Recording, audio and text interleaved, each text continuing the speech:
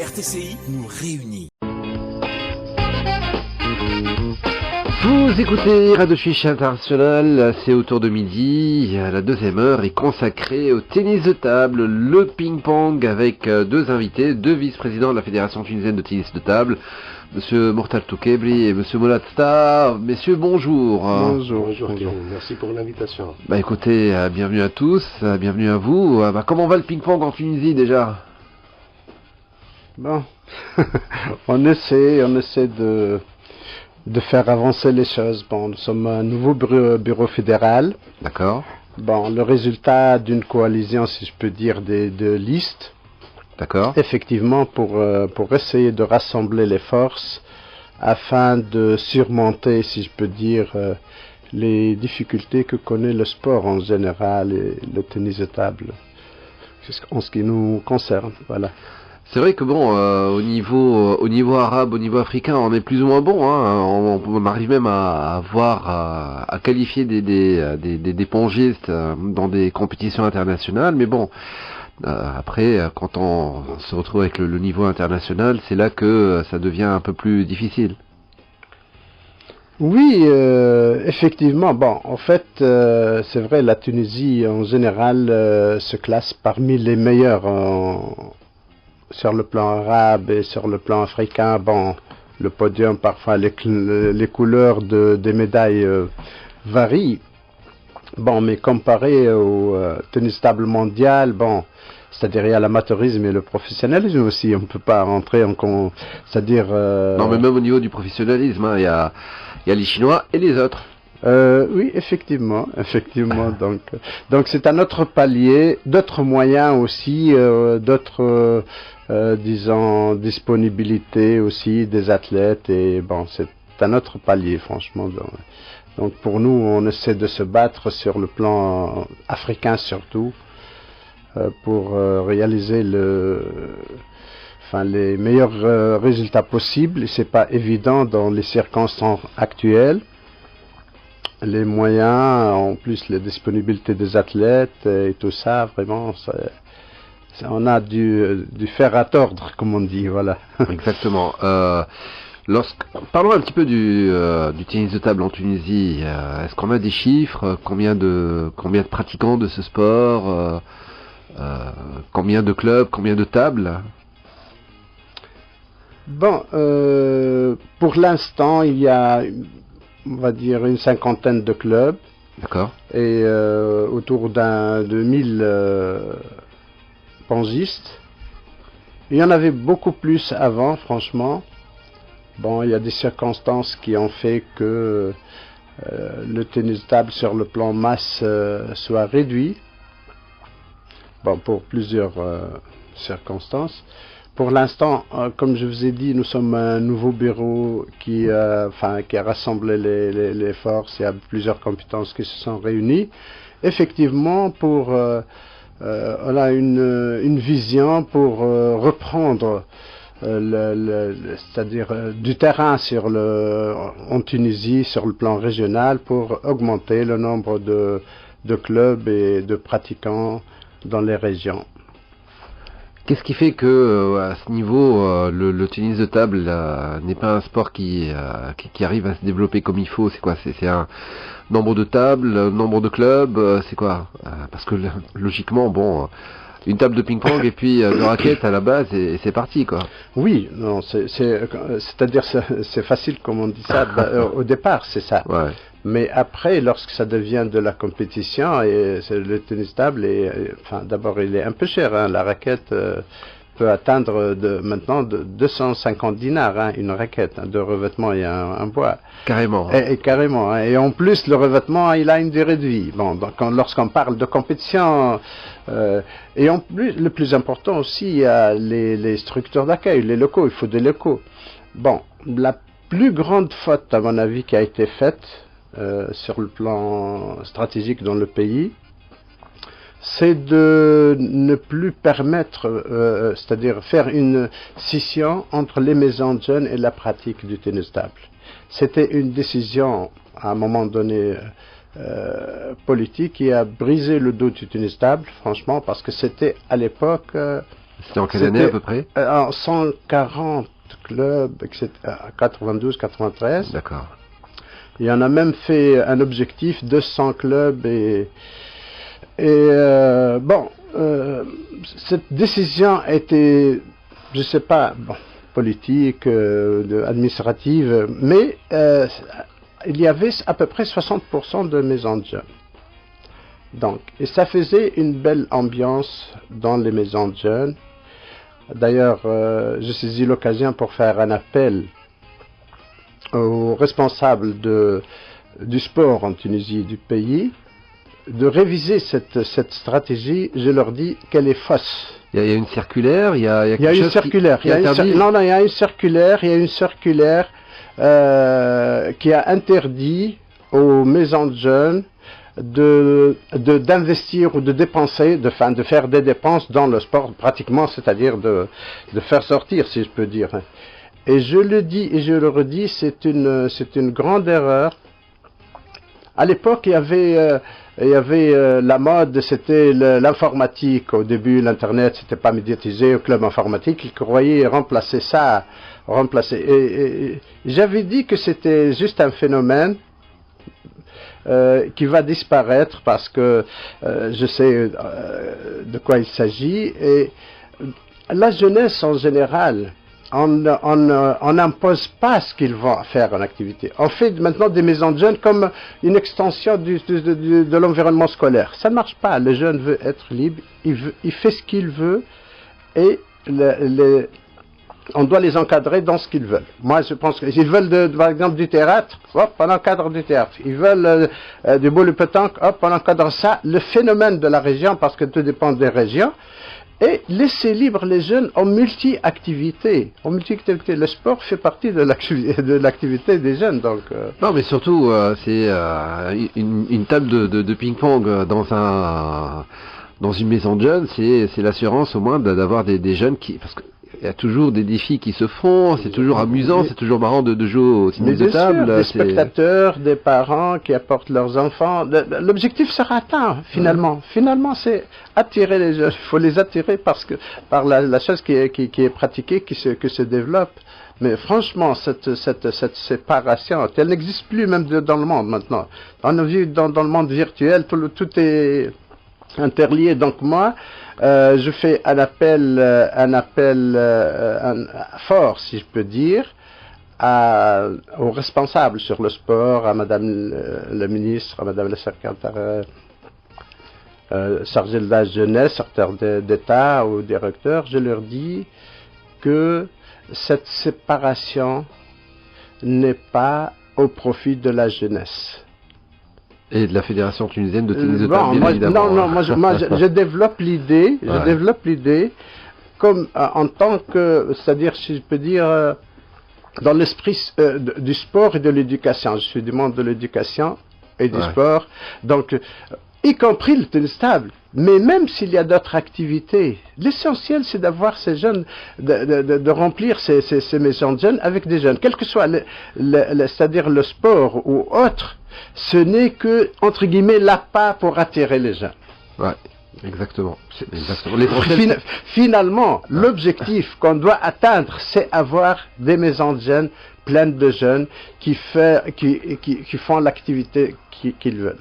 Moi, c'est mon approche. Et puis bon, c'est aussi, à partir du moment où il y a beaucoup de jeunes qui pratiquent ce sport, ça devient ça peut susciter des vocations et puis on peut découvrir des jeunes talents. Oui, bien sûr, c'est ça. Si tu permets, Karim, je vais revenir à la question que tu as évoquée. Donc, ça a une répercussion même sur l'élite. Parce que, nous, en tant que membres fédéraux, nous avons un double objectif, justement, c'est comment vulgariser notre sport et comment hisser notre élite. Ouais. Mais avec l'absence justement de pratiquants, d'un nombre de pratiquants de tennis de table, on ne peut pas espérer avoir une élite, parce que tu connais bien le système pyramidal, donc c'est très normal quand on a une masse en bas, après c'est très normal qu'on aura... moi je vais aussi parler du tennis de table féminin. Actuellement, sincèrement, nous n'avons pas beaucoup de pratiquantes de tennis de table, et ça, à mon avis, c'est très grave. C'est pas normal que en Tunisie, qui est un pays ouvert relativement aux pays arabes, le nombre de pratiquants de tennis de table, il est minime. Quand on dit il est minime, c'est-à-dire on a des chiffres à peu près ou un pourcentage? Oui, le pourcentage, il ne dépasse pas les 30% des pratiquants garçons. Donc ça, c'est très minime. Et quand on parle de résultats, sur le plan des résultats, les féminines, elles ont toujours eu de très bons résultats. Ouais. De très bons résultats, donc même au niveau continental. Donc voilà, maintenant, avec l'absence justement de pratiquants au niveau des maisons des jeunes, et aussi le système, même les maisons des jeunes qui ferment à 6 heures du soir, c'est pas rentable. Il faut revoir justement, comme l'a dit Simurtag, donc toute une stratégie qui à la fois permet aux jeunes de pratiquer, je ne dis pas seulement le tennis de table, les sports, comme aussi les échecs, pourquoi pas. Avant, moi j'ai vécu dans la maison des jeunes de Bizerte, là où il y avait beaucoup d'activités, et maintenant voilà, nous nous sommes trouvés faire de petites opérations un peu partout pour vulgariser notre sport, mais je crois que c'est pas suffisant si on n'arrive pas justement à impliquer les maisons des jeunes dans notre sport. De toute façon, il y a tout un truc à voir avec ces histoires de maisons de jeunes et maisons de culture, et un de ces quatre, il va peut-être falloir que fusionner les deux, hein. Oui. Ça c'est clair. Vous écoutez RTCI, c'est autour de midi, nous parlons de tennis de table avec deux représentants de la fédération tunisienne de tennis de table. Nos invités sont monsieur Mortar Tokebri et Mourad Sta, vice-président et membre fédéraux de la fédération.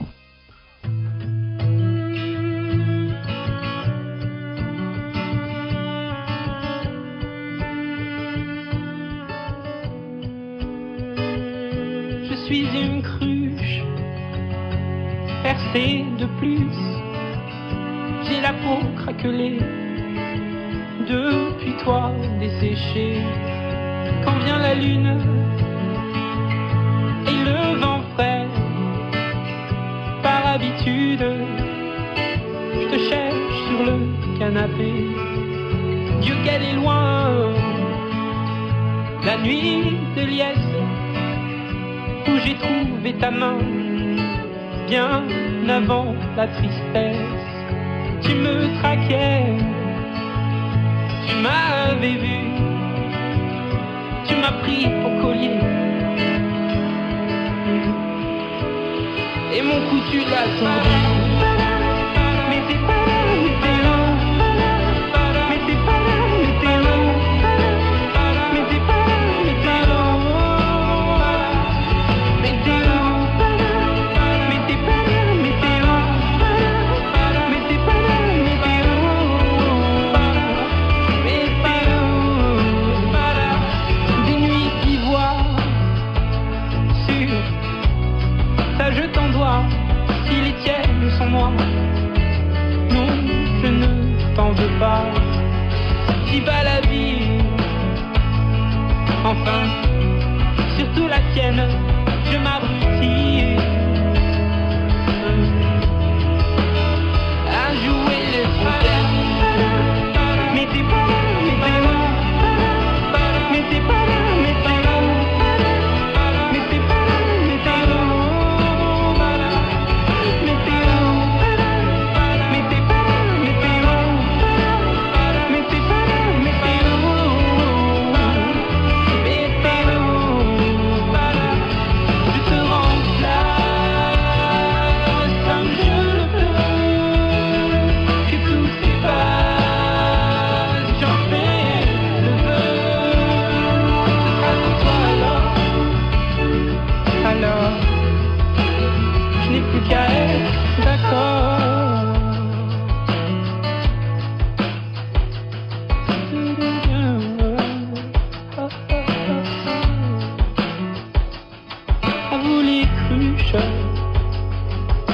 cœurs en miettes.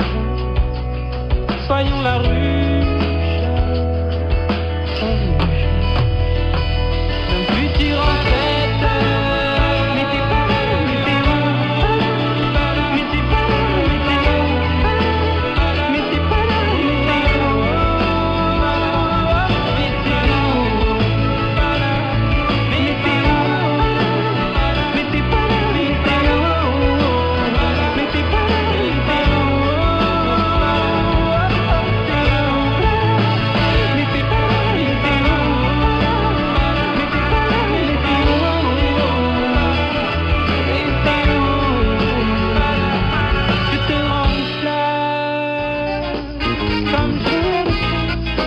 Vous écoutez Radio Tunisien International, on s'intéresse à la Fédération tunisienne de tennis de table avec messieurs Mortal Tokebri et Mourad Sta, membres fédéraux, vice-présidents de la fédération. Messieurs, lorsqu'on voit le ping-pong international, le tennis de table international, on voit que bon, les plus grands champions et les plus grands champions et les plus grandes championnes sont tous quelque part comment dire, des Chinois naturalisés. C'est peut-être, faudrait peut-être qu'on se trouve un Chinois ou une Chinoise pour donner un petit peu de brillant à notre ping-pong national. Oui, bon, par rapport on se trouve un Santos à la tunisienne, quoi, un Santos chinois pour le ping-pong. Par rapport à ça, donc, je dirais que tout d'abord il y a une question de tradition. Il faut avouer que la Chine a la tradition de pratique de tennis de table. Et en plus, comme je l'ai dit tout à l'heure, c'est le nombre de pratiquants qui prime. Ouais. Donc, plus, vous me corrigez, c'est Mourtag, si je dis plus que 400 millions qui pratiquent le tennis de table en Chine. Plus de 400 millions, oui. Waouh. Donc, c'est le chiffre arrêté par l'ICTR. Parce que c'est le sport numéro 1. Ouais. C'est comme chez nous le football, si je peux dire. Maintenant, au niveau de l'Asie aussi, il y a la question de comment battre la Chine. Donc en Asie, au Japon maintenant ou Singapour, côté féminin, ils sont très très forts en tennis de table. Pour ce qui est naturaliser un Chinois ou une Chinoise, ça coûte cher pour la Tunisie, mais ça va nous coûter très très cher. Il y a plusieurs pays qui l'ont fait, mais ça coûte très très cher. C'est plus que le coût des entraîneurs. Nous, on n'a pas réussi à avoir un entraîneur étranger, parce que le coût est déjà, que dire des joueurs. Parce que, effectivement... C'est-à-dire que la France et l'Allemagne l'ont fait, de toutes les manières. Oui, plusieurs pays, c'est pas seulement plusieurs pays, le Canada, l'Autriche, le Qatar dernièrement, etc. Bon, il y a des règlements, c'est-à-dire il faut passer 3 années après la nationalité pour pouvoir jouer les compétitions officielles, etc. Mais ça coûte très très cher, très très cher. Et d'abord, parce qu'il ne suffit pas d'avoir un joueur, il y a l'encadrement aussi. Il faut avoir un bon entraîneur, il faut avoir un grand programme, alors que les moyens qui nous sont alloués sont au-deçà d'avoir de l'amateurisme en Tunisie. Quels sont vos moyens en fait que vous donne que vous donne le ministère? Là, si tu permets, c'est mortel. Ouais. Sincèrement, nous avons été désagréablement surpris parce que nous arrivons juste à un nouveau bureau fédéral.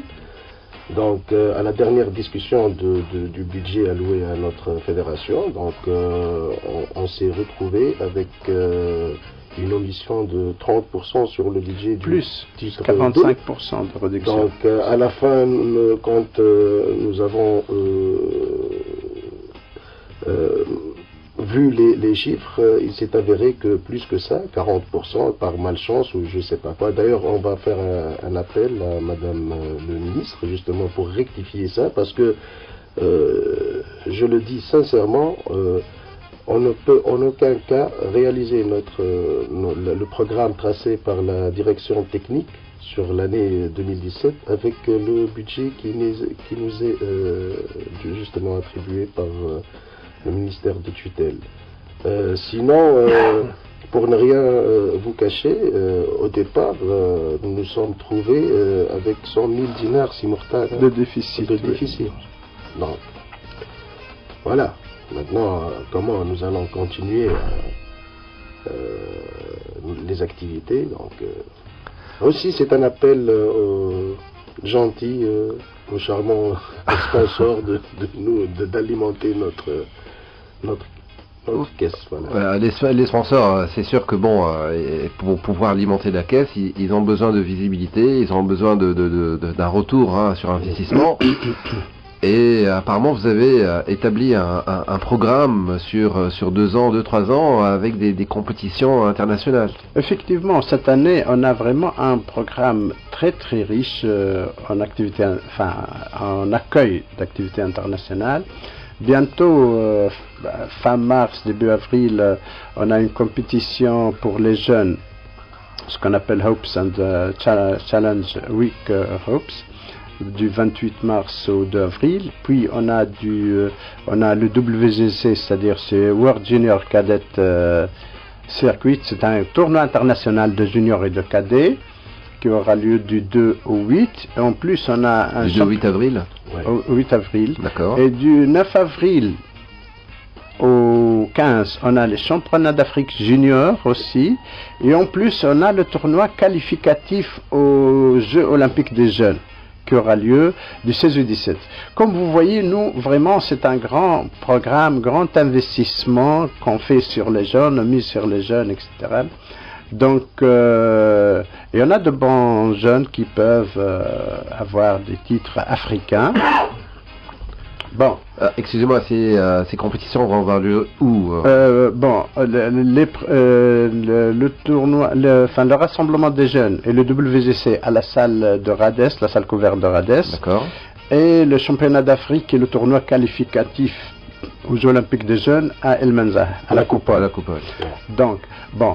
On va profiter aussi de faire de la sponsorisation. Bon, on fait appel, bien sûr, aux médias aussi de couvrir, parce que comme vous dites, il y a un retour en investissement. C'est pas donc, et ça, c'est nous, on va essayer de faire des opérations comme ça, mais ça ne suffit pas. Ça peut aider, mais ça ne suffit pas pour vraiment continuer à avoir des résultats. À titre d'exemple, on a dû annuler une participation ce mois-ci parce qu'il n'y a pas les moyens. Est-ce que c'était la bonne méthode pour préparer des championnats d'Afrique chez nous? Vous voyez, parfois il y a des choses vraiment, toute la volonté, tous les efforts possibles, il y a un minimum, franchement. Un minimum. Mais cette baisse, ces 45% de moins au niveau de cette coupe budgétaire, elle est justifiée par quoi? Par absence de résultats, non-participation aux Jeux Olympiques? Non, le justificatif présenté, parce qu'on a eu de bons résultats l'année dernière au championnat arabe, des qualificatifs des jeunes qui sont qualifiés à la phase finale des championnats du monde en Inde dernièrement, etc. Non, c'est pas ça. Bon, l'argument présenté, c'est que l'État a diminué, c'est-à-dire le budget alloué de 30%. Déjà, ça ne justifie pas que nous, on se soit réduit à 45%.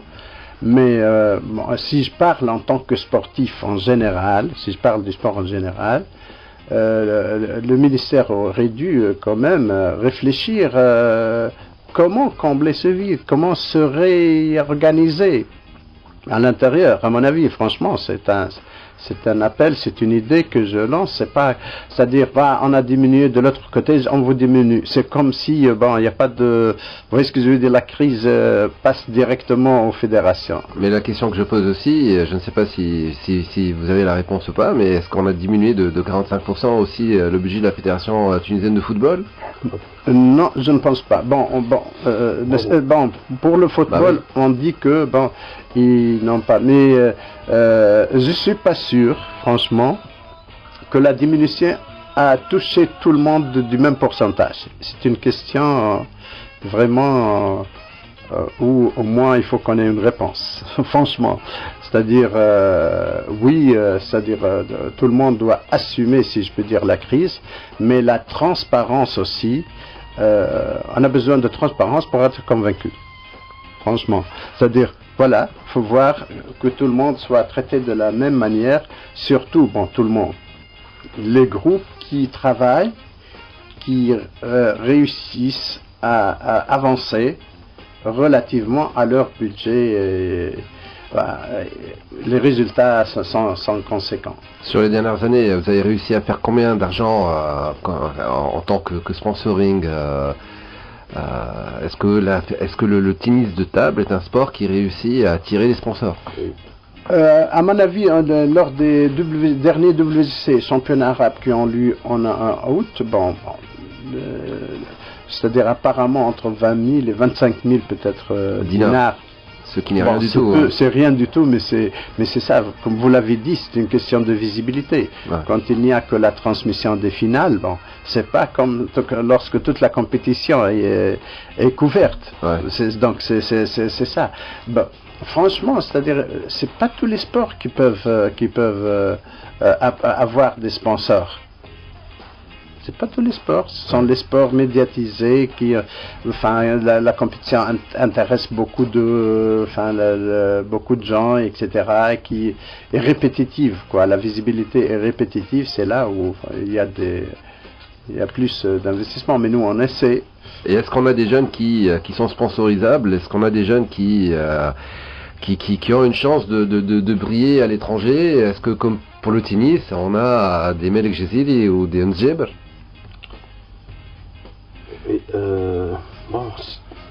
Si tu veux, Karim, je veux retourner un peu à la question justement des 30%, plus 40%. Ouais. On sait très bien qu'il y a ce qu'on appelle le contrat programme entre une fédération et le ministère de tutelle. Donc s'il est question vraiment c'est-à-dire de diminuer le budget, donc c'est à mon avis, on devra voir ça avec toutes les fédérations sur les contrats programmes qu'ils ont signés. Donc en retour sur ce qu'on a réalisé l'année dernière, point de vue performance, nous avons été au-delà des objectifs qui ont été tracés. Donc ce n'est pas normal qu'on se trouve avec un budget qui est le nôtre maintenant, avec ces 40%. Donc, pour revenir à la question des joueurs qui évoluent à l'étranger, oui, nous avons pas mal de joueurs qui sont très très bons, qui jouent en France, comme Ed Mahmem, le meilleur joueur de tennis de table sur la dernière décennie, qui a réalisé, je dis bien, qui a pu arracher une médaille aux Jeux Olympiques des jeunes, chose qui n'est pas donnée à tous les sports. D'accord.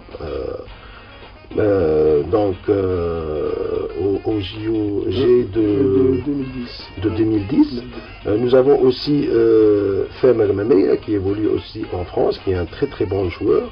Nous avons aussi des jeunes juniors comme Nathael Hamdoun qui postule pour la première place en junior cette année.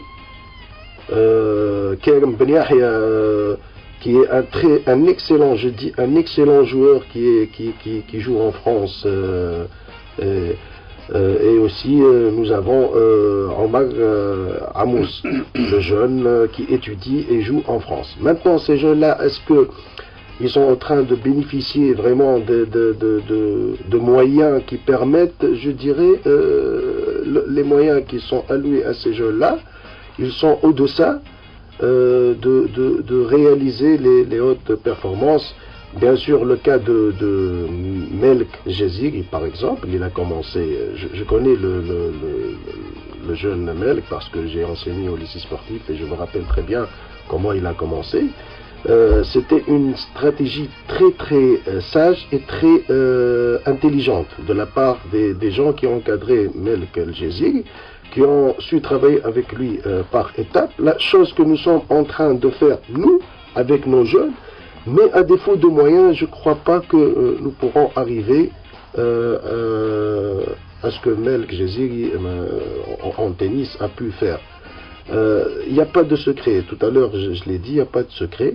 Donc, pour être le meilleur au niveau international, c'est le volume horaire d'entraînement qui prime et le nombre de participations. Donc, si je peux dire maintenant, nos jeunes, par exemple, Adam Ahmed, qui est notre numéro 1 actuel, je ne crois pas qu'il a fait plus que 2 tournois cette année. Sur une année. Oui. Donc je crois que c'est pas suffisant pour se frotter déjà au niveau international et puis voilà, il faut évoluer. Hein. C'est ce que d'ailleurs nous allons essayer d'expliquer au ministère de tutelle la prochaine fois. Donc il faut vraiment que nous regardons ce problème avec plus d'acuité, plus d'importance. Vous écoutez Radio Tunis International, c'est autour de midi. Nos invités sont membres de la fédération tunisienne de tennis de table. Ils sont vice-présidents, donc Mokhtar Toukebri et Mourad Star. Vous écoutez Radio Tunis International. Nos invités, c'est messieurs Mourad Star et Mokhtar Toukebri, vice-présidents tous les deux de la fédération tunisienne de tennis de table. Messieurs, qu'est-ce qu'il faut pour que vous réussissiez à atteindre vos objectifs? Et déjà, c'est quoi vos objectifs avec déjà 45% de budget en moins? Que faire? Justement, bon, normalement, lorsqu'on veut faire un projet, on fait le projet et on le finance. Mais on ne fait pas un projet par rapport à ce qu'on a. D'accord. À ce moment-là, on a le projet de ce qu'on a. Donc, nous, notre objectif, c'est-à-dire le rêve, si je peux dire, le rêve, c'est d'avoir plusieurs clubs dans les régions, c'est-à-dire on peut parler de 200 clubs, et d'avoir un championnat régional dans chaque région qui est vraiment très compétitif pour faire après des phases zonales et des phases nationales. Comme ça, on peut élever le niveau de la compétition nationale, parce que l'élite, elle ne peut se développer que si le niveau de compétition nationale est très élevé. Sinon, c'est-à-dire si on a un niveau de compétition qui n'est pas élevé, c'est déjà difficile d'avoir une bonne équipe nationale. Bon. La deuxième chose, c'est d'avoir des sélections régionales, déjà où les bons jeunes peuvent s'entraîner, et d'avoir une équipe nationale, c'est-à-dire qui est bien structurée, c'est-à-dire les jeunes, les juniors, filles, garçons, etc. Retrouver surtout, comme a dit mon collègue Mourad, le rayonnement de nos féminines, c'est très important parce que le sport féminin, de toute façon, c'est une problématique générale au niveau du sport tunisien, pas uniquement au niveau du tennis de table, même au niveau du tennis tout court, au niveau du football, du handball, oui, mais c'est-à-dire du volleyball. Il faut une vision globale. Il faut réfléchir le pourquoi. Il faut chercher le pourquoi et essayer de combler les défaillances. Peut-être que un des problèmes aussi des jeunes actuellement pour pouvoir effectuer le sport, c'est la non-adaptation des horaires scolaires. Parce que bon, quand on sort de l'école à 17h, 18h, oui, il est tard par la suite pour pouvoir s'entraîner. Oui, c'est l'un des problèmes. Donc à ce moment-là, qu'est-ce qu'on peut avoir? Il y a deux alternatives. Ou bien, c'est-à-dire réfléchir sur le plan national, c'est-à-dire faire une limite de l'horaire des élèves, on va dire 15h, 16h, ou bien rapprocher les lieux d'entraînement des jeunes, parce que lorsqu'on rapproche, on réduit, on gagne beaucoup de temps de déplacement, de transport. Et effectivement, à ce moment-là, on revient à la même chose, puisqu'on a beaucoup de maisons de jeunes, très proches des élèves, et très proches. Pourquoi ne pas les exploiter pour les jeunes sports et autres activités culturelles, etc. Effectivement, c'est l'une des solutions qui peut combler ce problème, donc on peut à ce moment-là écourter le temps de déplacement, le temps, etc. Les jeunes peuvent vraiment rentrer chez lui, se reposer un peu, s'entraîner et faire ses études, etc. Ouais. Ce qui était le cas aussi pour nous en tennis table. Donc on revient presque, bon, c'est-à-dire on s'organise conformément à ce qu'on a, mais on ne fait pas des barrières. On a des problèmes et on fait encore des barrières. C'est ça. Karim. Donc, pour revenir justement à la question sur les 4 années qui vont venir, donc nous allons essayer de promouvoir notre sport côté féminin et masculin, et aussi jouer sur la carte justement géosportive de notre activité, c'est-à-dire essayer de cibler ou de sensibiliser les villes là où le tennis de table n'est pas pratiqué, parce que sincèrement ça réussit dans les coins, si je peux dire, là où il n'y a pas beaucoup d'activités. Donc ça c'est sur le plan, bien sûr, au niveau des équipes nationales, sur les 4 années, essayer de hisser notre niveau continental. Maintenant, opérationnellement, sur les joutes qui vont venir, quelles sont surtout sur les équipes nationales. Donc nous visons au prochain championnat d'Afrique, donc avoir 2 médailles d'or. Donc je ne veux pas citer les épreuves, je vais la laisser comme ça. Et au niveau des qualificatifs aux Jeux Olympiques des jeunes, donc avoir une qualification au niveau des jeunes et 1 ou 2 Hopes au premier tournoi des continentales des Hopes. Voilà, ça c'est opérationnellement sur l'année, sur la demi-année de 2017, parce que à la fin de cette année 2017, nous avons aussi la Coupe arabe individuelle. Mais faute de budget, je reviens au budget, je ne crois pas que nous allons pouvoir donc préparer ceci ou même participer. Carrément. Oui, mais bien sûr. Ouais. Si on n'a pas d'argent, qu'est-ce que nous allons faire? Mais la fédération internationale aussi ne donne pas des aides à des fédérations nationales qui sont... voilà, la question maintenant, pour revenir aux joutes que nous allons organiser en Tunisie sur les mois de mars et avril. Donc on peut se demander pourquoi on va organiser ça en Tunisie. Parce que tout d'abord, le coût il est moindre, et au niveau de l'image du pays, donc si on organise ici dans notre pays donc 4 événements internationaux, ça donne une image pour la Tunisie actuelle, qui est une Tunisie de tous les temps, sage et ouverte.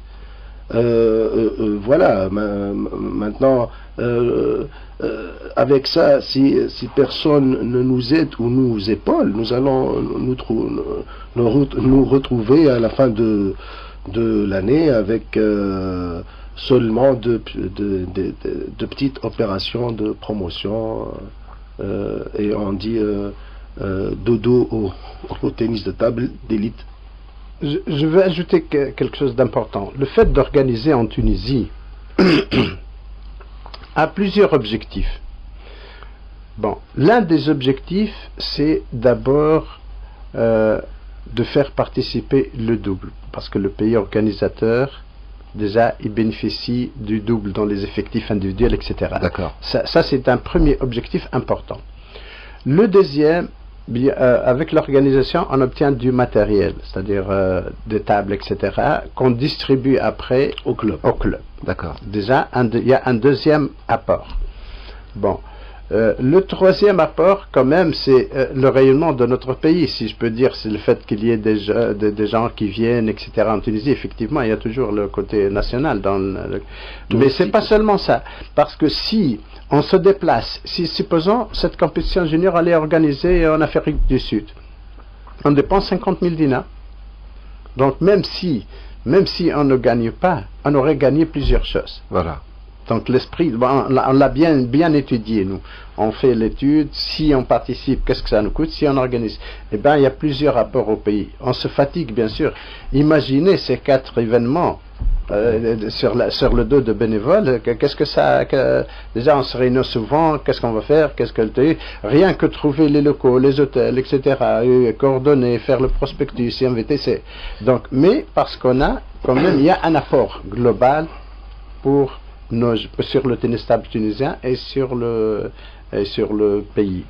Et au départ aussi, si tu permets, si Mortag, ce n'est pas facile la fédération africaine ou la fédération internationale de donner son accord sur 4 événements consécutifs qui se suivent dans un seul pays. Donc il y a eu des efforts au préalable avec les membres fédéraux qui ont su défendre le cahier de charge justement pour pouvoir finalement avoir ces franchement, il y a une bonne image de notre organisation parce que c'est pas la première fois qu'on organise, il y a plusieurs années. Le WCC déjà, il est annuel. Le Hoops, on l'a organisé, ça s'est bien passé. Vous connaissez, en Tunisie, il y a plusieurs facteurs. Ouais. Voilà, justement.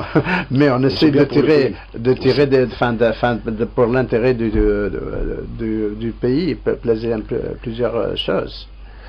Mais messieurs, merci beaucoup. Donc, peut-être un dernier mot? Oui. Je saisis l'occasion, Karim, donc moi, justement, pour faire un appel au public en général et aux fans du ping, pour venir justement au niveau des vacances scolaires, encourager nos jeunes élites des différentes équipes nationales tunisiennes. Sûrement le spectacle sera garanti parce qu'ils verront évoluer chez nous les meilleurs mondiaux dans leur catégorie, donc ça c'est... Et ils vont voir le tennis de table actuel, international, et les efforts de nos joueurs sur ce plan-là. Voilà. Très bien, un dernier mot, Simorter? Moi, mon dernier mot, c'est un appel surtout à l'ouverture des maisons de jeunes à la pratique sportive du tennis de table. Ça, c'est un appel aux responsables de réviser les restrictions, de laisser libre activité. Et je suis sûr que ça enrichit, c'est-à-dire le côté maison de jeunes. Le côté win-win, en fait.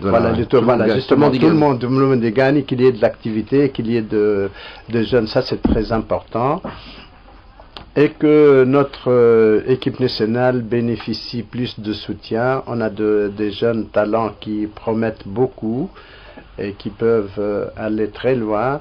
On a une équipe au bureau fédéral, c'est-à-dire ce que je vous ai dit, ce qui s'est réuni, tout le monde s'est réuni autour de l'ambiance maintenant, c'est une ambiance favorable au travail, favorable au développement.